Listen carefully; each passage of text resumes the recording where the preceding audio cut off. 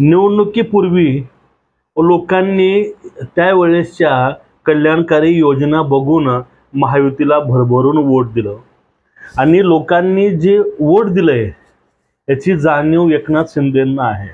काल शिंदेंना पत्रकारांनी काही प्रश्न विचारले, त्यामध्ये शेतकऱ्यांची कर्जमाफी, आता 2 दिवसांमध्ये पडलेलं गारपीट झालेली, ह्या सर्वांच्या विषयी शिंदेंना प्रश्न विचारले होते। त्यामध्ये शिंदेंनी सांगितले की सर्वांचं जे इलेक्शनच्या अगोदर जे आश्वासनं शासनाने दिलेली आहेत ते सर्व आश्वासनं हे पाळले जातील आणि त्यानंतर ह्या सगळ्या ज्या गोष्टी आहेत ह्या टप्प्याटप्प्यानं आम्ही अंमलामध्ये आणू आणि कर्जमाफीचा मुद्दा आहे तो आम्ही बोललाय, तो दिलंय, वचन दिलंय आम्ही, ते प्रिंट मिस्टेक नाही। तसं म्हणजे पाठीमागच्या सरकारनं सांगितलं होतं, काही घोषणा केल्या, परत सांगितलं की हे सगळे काही ती प्रिंट मिस्टेक होतं, पण हे आमचं काही प्रिंट मिस्टेक नाही। सर्वांना आम्ही ज्या घोषणा केल्या त्या घोषणा आम्ही टप्प्याटप्प्यानं अंमलामध्ये आणू असं ठोकपणे कुठलंही बहाणा न सांगता शिंदे साहेबांनी स्पष्ट सांगितलं आहे।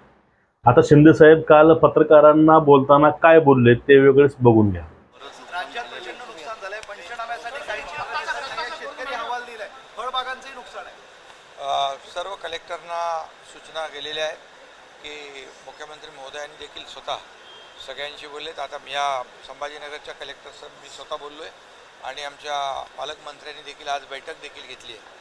त्यामुळे तातडीने पंचनामे होतील आणि कुठेही शेतकऱ्यांना वाऱ्यावर सोडणार नाही। आम्ही आपल्याला माहीत आहे की शेतकऱ्यांच्या पाठीशी उभं राहणारं सरकार आपलं महायुतीचं आहे।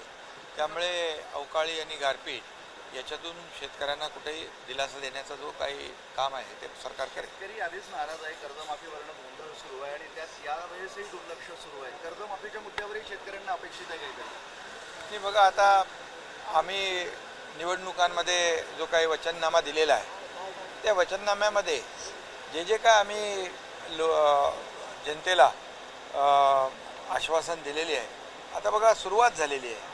आता एक एक करून आम्ही पुढे जातो टप्प्याटप्प्याने। त्यामुळे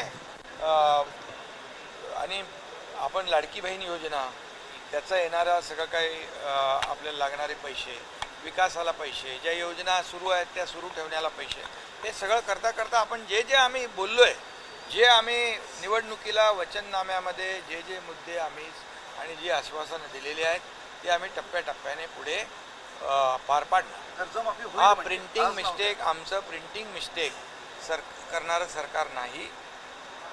आम्ही जे बोलतो ते करतो आणि लोकांनी आम्हाला भरभरून मतदान केलेलं आहे, लँडस्लाईड मॅन्डेट मिळालेलं आहे।